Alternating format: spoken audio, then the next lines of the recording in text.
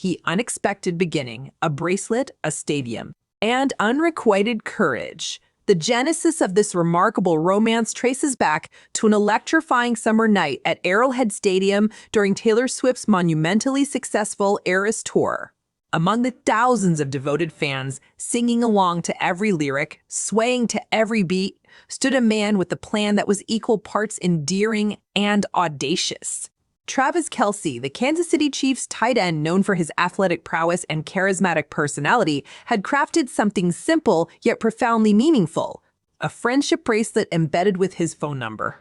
This gesture wasn't born from arrogance or celebrity entitlement. Rather, it represented genuine admiration and a willingness to put himself out there in the most vulnerable way possible.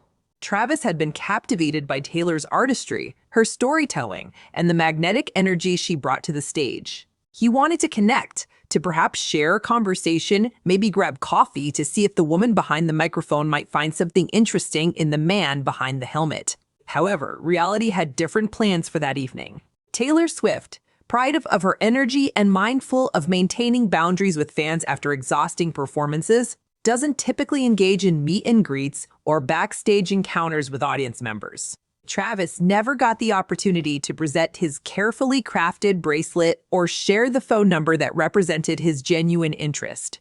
For most people, this would have been the end of the story, a misconnection. Oh, what if? That would fade with time. But Travis Kelce isn't most people.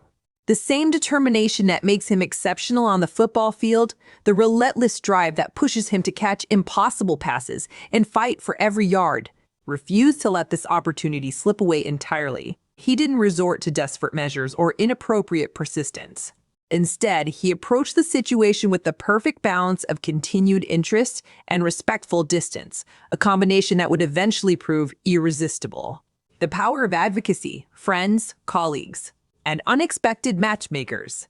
What many people don't realize is that great love stories often require a supporting cast people who recognize compatibility before the principals do, who advocate behind the scenes, who create opportunities for connection. In the case of Taylor and Travis, an impressive network of mutual connections began quietly working in Travis's favor, not through manipulation or scheming, but through genuine belief that these two individuals might be perfectly suited for one another. By November of that same year, the entertainment world was buzzing with confirmation that Travis had indeed got the girl. But the journey from that Miss Stadium encounter to confirmed relationship status involved far more complexity and far more helping hands than anyone initially understood. Travis himself later acknowledged this reality, admitting with characteristic charm and humility that he had benefited from insiders rooting for him. His rhetorical question, "Who wouldn't want to see us together?" reflected both confidence and an understanding that their potential partnership had captured imaginations beyond just his own. Among the most significant figures in this romantic narrative stands Miles Teller, the acclaimed actor who occupies the rare position of being genuinely close friends with both Taylor and Travis.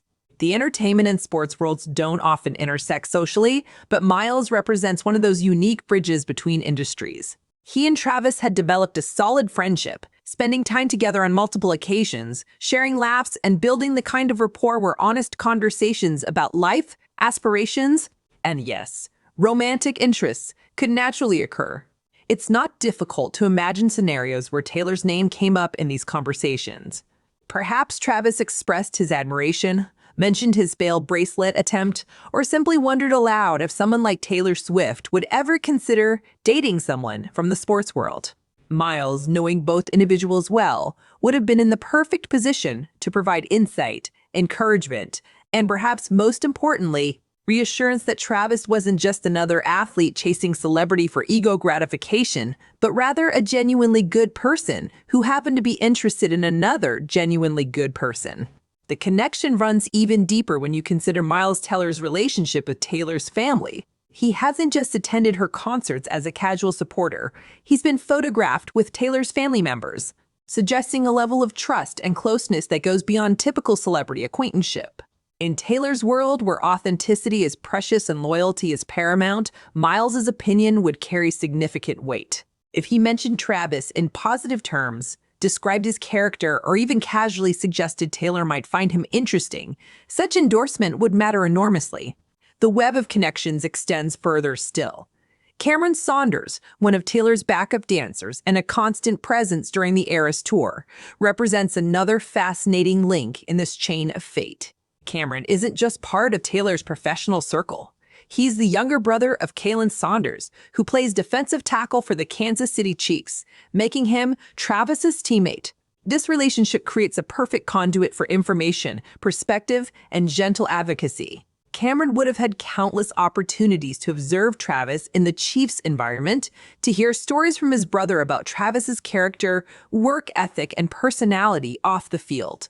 In the intimate atmosphere of tour rehearsals and performances, where dancers and artists develop close bonds, it's entirely plausible that Cameron might have mentioned Travis to Taylor, especially after hearing about the bracelet incident. A simple comment like Travis Kelce is actually a really good guy, or my brother's teammate was at your show and was completely captivated, could plant seeds that would eventually grow into something beautiful. Perhaps most publicly vocal in her support was Erin Andrews, the respected NFL broadcaster who shares a close friendship with Travis and commands considerable influence in sports media circles. Andrews didn't just privately hope for this connection, she went public with her advocacy, using her podcast platform to essentially issue a direct appeal to Taylor Swift. Her words carried the weight of genuine friendship and authentic belief. Taylor, I know we are not the best of friends. We are not even friends, but I consider you one. Take us up on this. Go on a date with this guy, do it for America. The slightly hyperbolic "do it for America" plea was delivered with humor, but the underlying message was serious. Andrews had witnessed Travis's genuine disappointment after failing to connect with Taylor at the concert. She had seen a side of this tough football player that the public rarely glimpses: vulnerability, sincerity, and authentic emotion. Her advocacy came from a place of wanting happiness for her friend, not from any desire for publicity or entertainment value. After Taylor and Travis eventually confirmed their relationship, Andrews spoke with visible excitement about how sad Travis had been following his missed opportunity, and how thrilled she was that Taylor had ultimately given him a chance. This wasn't someone celebrating a publicity coup or a celebrity power couple. This was a friend genuinely happy for another friend's romantic fortune. Even Jason Sudeikis, the comedic actor known for his role in Ted Lasso, among many other projects, may have played a part in this unfolding story. Sudeikis maintains friendly relationships with both Taylor and Travis, occupying another one of those rare spaces where entertainment and sports intersect. While his specific role in their courtship remains speculative, his position as someone who could provide character references and perspective shouldn't be underestimated. The foundation of trust, character references, and calculated risk for Taylor Swift. The decision to reach out to Travis Kelce wasn't made lightly or impulsively. This is a woman who has experienced very public relationships, painful breakups documented in tabloids and dissected by millions, and heartbreaks that inspired some of the most emotionally resonant music of our generation. She approaches romance now with understandable caution, protective of her heart and mindful of patterns that have proven destructive in the past. The accumulation of positive testimony about Travis from people she knew and trusted created a foundation that made taking a chance feel less risky. This wasn't some random athlete with the bracelet who could have been anyone from a genuine admirer to someone seeking association with her fame. Through the testimonies of Miles' potentially due comments from Cameron, through Erin's public advocacy, and through whatever other channels information flows in their rarefied social circles, Taylor developed a picture of Travis Kelce as someone worth knowing. She learned that he was respected by teammates, that he treated people well, that his interest in her appeared genuine rather than opportunistic, that he possessed humility alongside his confidence, and that he came recommended by people whose judgment she valued. These factors transformed a potentially awkward or concerning situation, a stranger trying to give her his phone number, into something that felt safe to explore. This context makes Taylor's decision to reach out first all the more significant. She moved past the initial misconnection and took the initiative to establish contact, demonstrating both confidence in her judgment and willingness to be vulnerable despite her past hurts. This wasn't a woman being pursued until she capitulated. This was someone making an active choice based on accumulated evidence of compatibility and character. The first date, Authenticity in New York. Their inaugural meeting took place in New York City, a location that carries romantic significance in Taylor's personal mythology and songwriting. The choice of New York sophisticated, bustling, offering both visibility and anonymity depending on where you go set the stage for something that both hoped would feel natural and unforced. According to inside sources close to both parties, Taylor approached the date with cautious optimism. She wasn't certain what to expect, but remained hopeful that their interaction would unfold organically, without the artificial pressure that often accompanies high-profile first dates. Her primary desire was authenticity, a chance to see if the person she'd heard about matched the reality, if their chemistry existed beyond mutual friends' enthusiasm, if conversation would flow or falter. Travis, for his part, wanted exactly the same thing. Despite his public persona as a charismatic, high-energy performer, both on and off the field, sources confirmed he approached this date with notable nervousness. He was acutely aware of who Taylor Swift is, not just her fame, but her intelligence, her emotional depth, her experiences, and her well-documented history of relationships that hadn't worked out. He didn't want to be another disappointment, another person who proved incompatible, another experience she'd eventually process through songwriting. His approach was deliberately simple. Have genuine conversation, ask questions, listen attentively, share honestly about himself, and let fate determine the rest. He committed to being a gentleman, to staying present despite any nervousness, to showing Taylor respect and authentic interest rather than performing some version of himself designed to impress. Those who knew Travis during this period noted how unusually shy and focused he became. This man, known for touchdown celebrations, entertaining podcast banter, and comfortable media presence, suddenly found himself genuinely concerned about making the right impression. It wasn't about ego or conquest. It was about not wanting to disappoint someone he admired, not wanting to waste an opportunity that felt increasingly significant. The date, by all accounts, went beautifully. Whatever alchemy occurs when two people discover genuine compatibility apparently manifested in full force. They talked for hours, finding common ground, laughing at shared humor, discovering that their lives, while vastly different in many respects, had prepared them for exactly this moment. The connection was real, immediate, and promising enough that both wanted to continue exploring what they'd begun. Going public, the stadium appearance that launched 1,000 headlines when Taylor Swift appeared at Arrowhead Stadium in late September 2023 to watch Travis play, the internet essentially exploded. Cameras captured her in a suite alongside Travis's mother, Kelce, cheering enthusiastically, celebrating touchdowns, and visibly enjoying herself in an environment completely different from her usual venues. The image of pop music's biggest star at an NFL game specifically to support one player sent a clear message. This wasn't casual friendship or publicity stunt. This was a woman romantically invested in a man's success. Fans and media immediately began dating the relationship from this public appearance, treating it as the official beginning of Taylor and Travis. But Taylor herself later corrected this narrative in ways that reveal much about how the relationship actually developed. In a revealing interview, she explained that they'd already been dating for several weeks before that game. The time nobody knew about, the private period before public scrutiny, was something both treasured deeply. This revelation is crucial for understanding their relationship's foundation. They didn't rush into public displays before establishing private connection.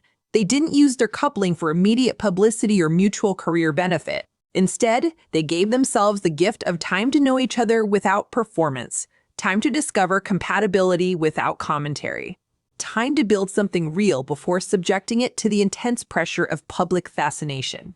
Taylor expressed explicit gratitude for this private period, acknowledging how precious it was to get to know someone away from cameras, speculation, and the endless analysis that would inevitably come.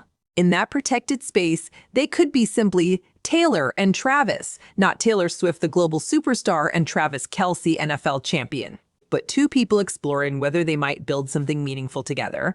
Travis confirmed that this time together made their eventual public appearance feel natural rather than premature. They developed comfort with each other, established communication patterns, discovered genuine affection, and built confidence that what they were creating could withstand public attention. When Taylor showed up at that game, it wasn't a debut of something new. It was revealing something that had already grown strong enough to survive sunshine. The perfect partnership: respect, support, and security. As the relationship has progressed from those early private dates to today's more established partnership, consistent themes have emerged that distinguish this connection from Taylor's previous romantic experiences. Chief among these is Travis's unwavering respect for Taylor's boundaries, needs, and well-being. Sources close to the couple consistently describe Travis as someone who prioritizes Taylor's comfort above all else. He's acutely aware of the unique pressure she faces, the constant scrutiny, the way her every word and action gets analyzed, interpreted, and often weaponized. Rather than adding to that burden or expecting her to navigate his needs alongside her own challenges, he's made it his mission to be a source of stability, support, and protection. This manifests in numerous ways, perhaps most notably in how carefully Travis discusses their relationship publicly. Unlike some of her previous partners who seemed comfortable sharing intimate details or making jokes at her expense, Travis treats information about their relationship as precious and private. He's repeatedly stated that his biggest concern is never saying anything that might push Taylor away, never oversharing in ways that might violate her trust, never prioritizing his own desire for attention over her need for control of her narrative. This approach reveals emotional intelligence and maturity that can't be faked or performed. Travis genuinely understands that Taylor has been hurt by people who didn't respect her boundaries, who shared private moments for public consumption, who treated her as much as a commodity as a partner. He's determined to be different, to prove through consistent action that he values her as a complete person, not Taylor Swift the brand, but Taylor the woman with vulnerabilities, fears, hopes, and dreams. Taylor, in turn, has found this treatment revelatory. Sources close to her confirm that she's experiencing what she describes as the most loving relationship of her life. This isn't hyperbole or honeymoon phase exaggeration. It's a considered assessment from someone with considerable relationship experience, someone who knows what she needs and has finally found someone capable of providing it. The relationship has already inspired her artistically in the most positive ways. Insiders revealed that Taylor has written 2 special songs not included in her latest album, compositions inspired specifically by Travis and what he represents in her life.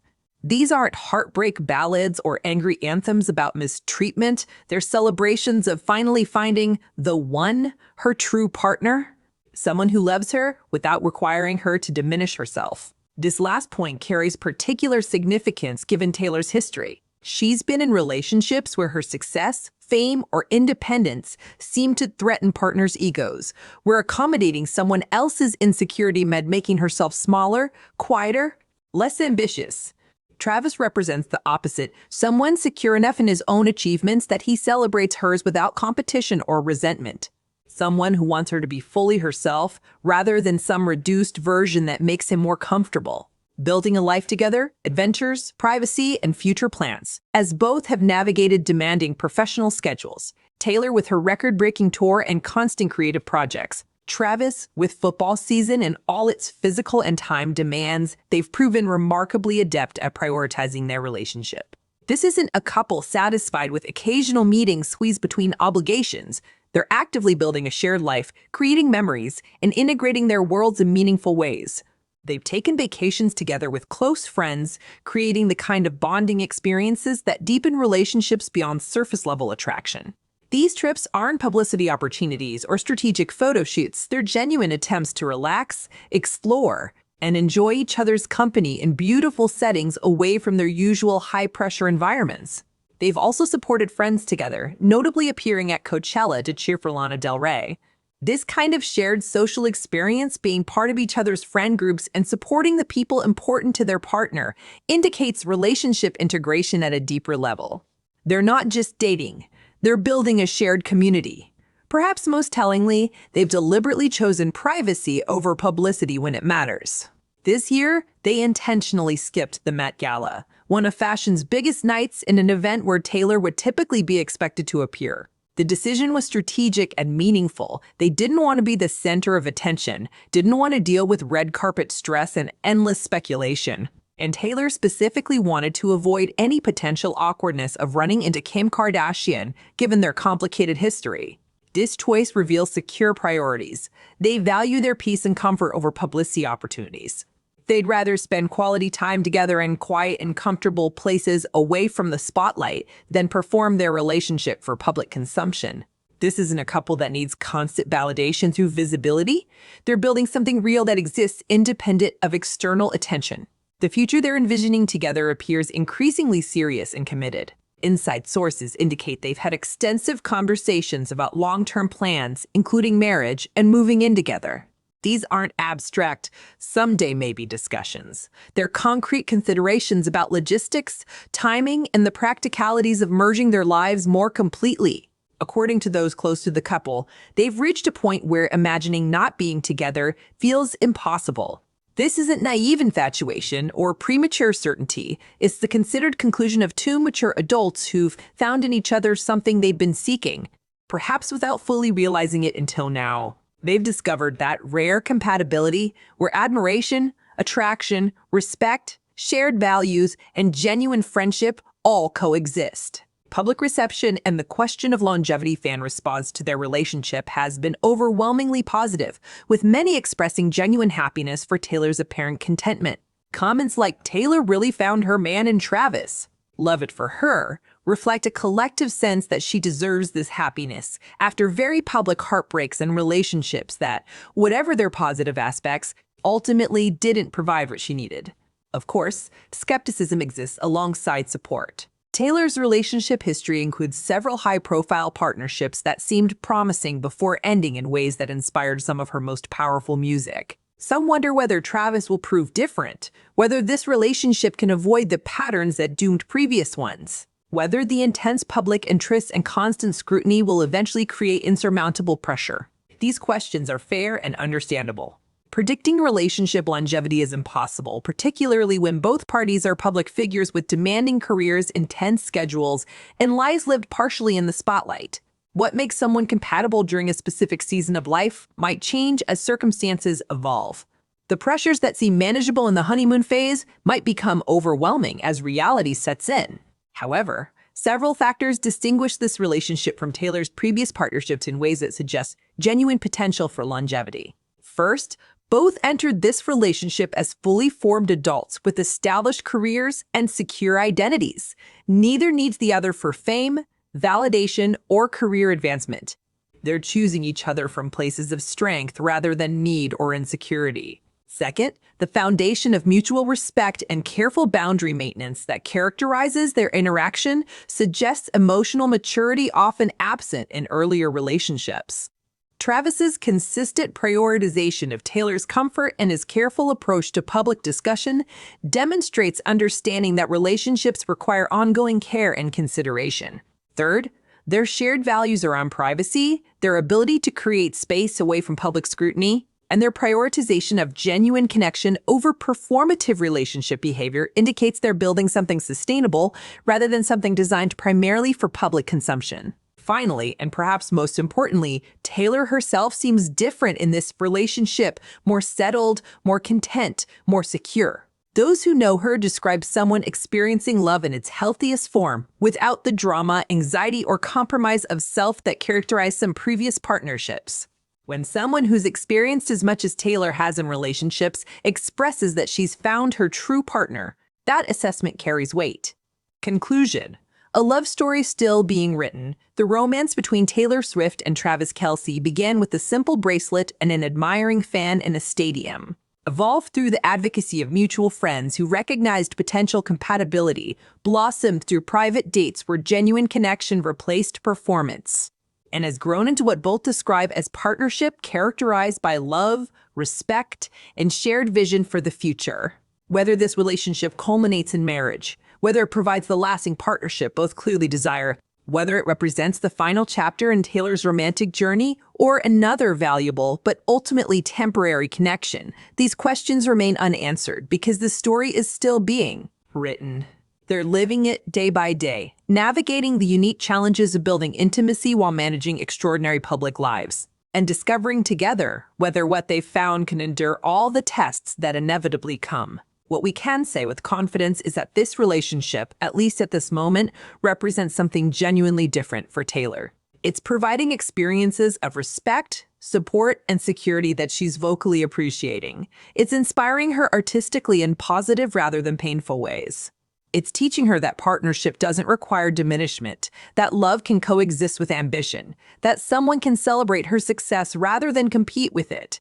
For Travis, this relationship has revealed vulnerability alongside his characteristic confidence, has demonstrated his capacity for thoughtful care and emotional intelligence, and has shown millions of people that the charismatic athlete is also a man capable of deep feeling and genuine partnership.